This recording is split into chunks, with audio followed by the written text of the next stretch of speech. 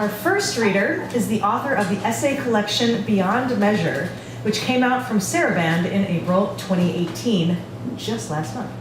She received MFAs in nonfiction and poetry from the University of Iowa, where she was an Iowa Arts Fellow and nonfiction editor of the Iowa Review. Her writing has appeared in Popular Mechanics, Quartz, Pank, Fast Company, and elsewhere, and she has those books for sale here tonight. Please welcome to Tuesday Funk, Rachel Z Arndt.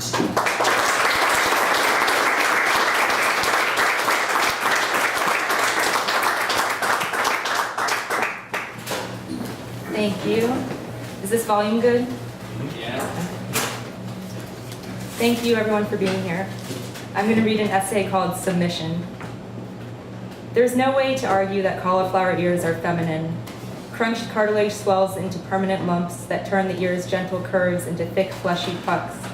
They jut from the head. They look good on no one, especially not on women, and especially not on women who make their living giving other women cauliflower ears for money while looking sexy.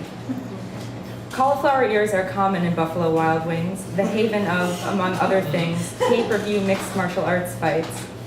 They were common on the winter night when I and 3 friends pretended to be ironically eating chicken wings and watching MMA on TV, when really we were doing both in earnest.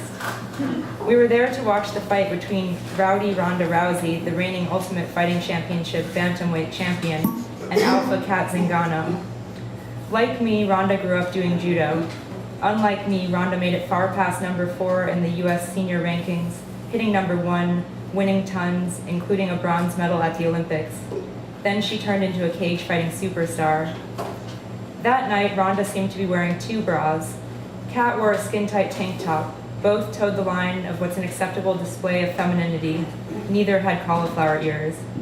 Images of the 2 flashed on screen between the men's fights, a tease held in staged photos, their noses nearly touching, fists up, punctuated by clips of them beating up other women.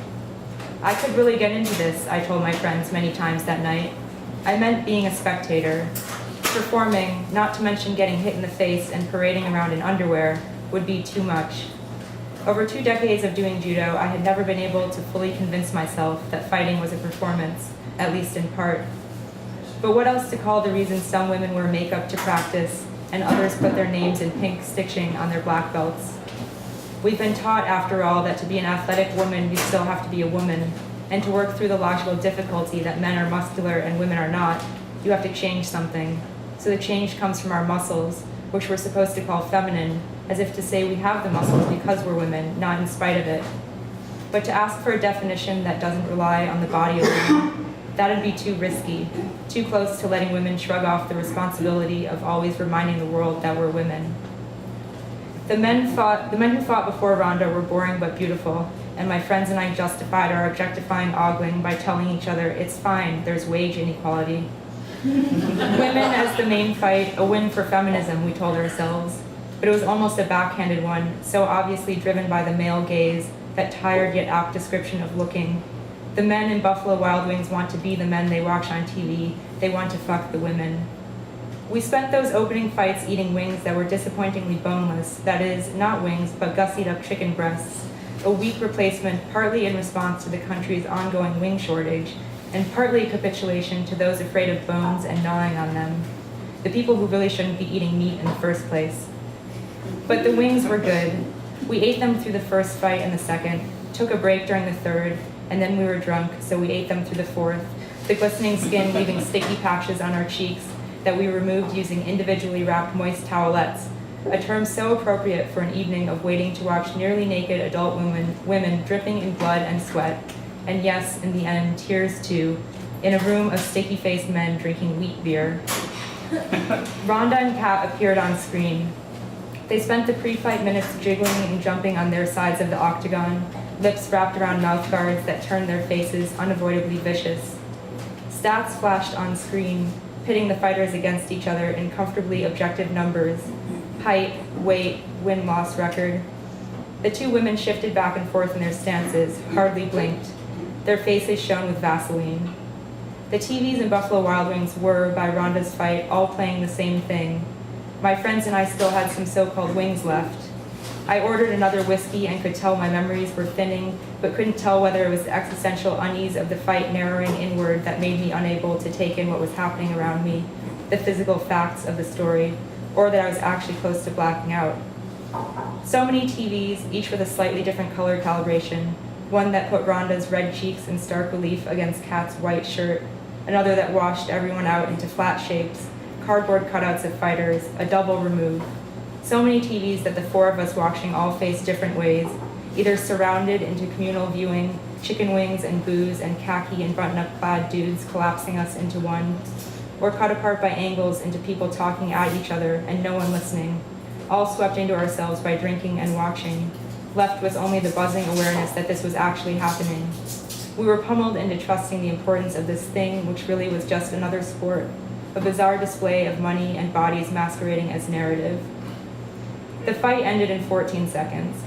The two neared each other, Rhonda with her left foot forward, Kat with her right, and Kat took that right foot and tried to hit Rhonda with it, but Rhonda moved to the side and hugged Kat, who seemed to be throwing Rhonda to the ground, who seemed to be in control as Rhonda landed headfirst with legs kicking the air, but the shift was subtle, and then it was Kat flipping over her own head, and with an arm caught in Rhonda's, and then an arm pried the wrong way, a tap out, over.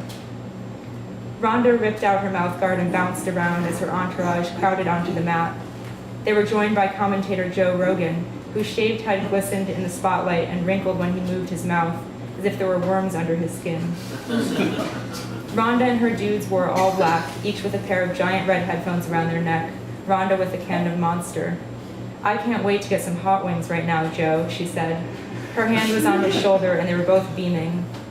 Our hands in Buffalo Wild Wings were in the air. We cheered and looked at each other, beaming too.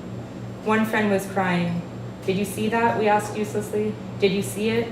We meant the armbar, but also that sharp ferocity tying the fighters together, fighters who were bodies and who were, therefore, unafraid of anything except an ending. It came on quick, this sudden arousal, and only after would I realize that, like any other pleasure, the problem was as soon as I felt it, it was over.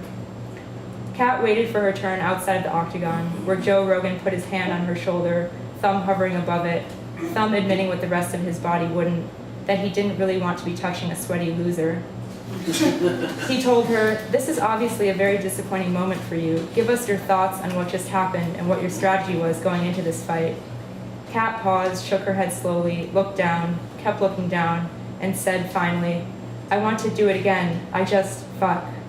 Then Joe Rogan asked Kat to recount what happened in those 14 seconds, and she did, because this is part of the fighting contract, that you'll face your fuck-ups as soon as you finish fucking up. That wasn't enough for Joe Rogan. He wanted an explanation for why she lost, as if the fight itself hadn't given him a good enough answer. He wanted self-confident blather, simultaneously the fuel and the substance of fight interviews, the thing that turns men into shit-talkers and women into bitches. But Kat would be neither. She said, "She did it. She fucking won. She did it. She did good."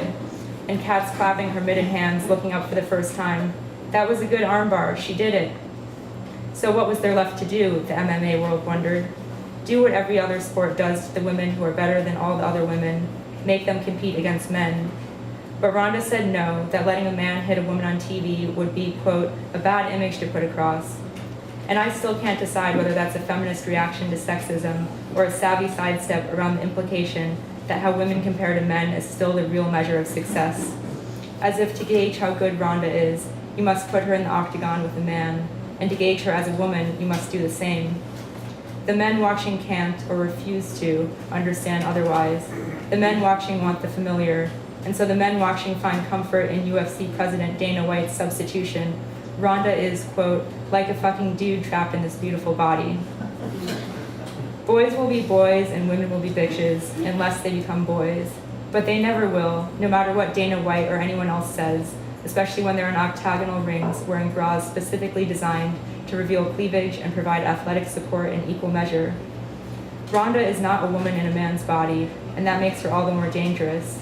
It's when women threaten to take attention from men with their own tools, here, fighting, but without the men themselves, that the men feel truly threatened.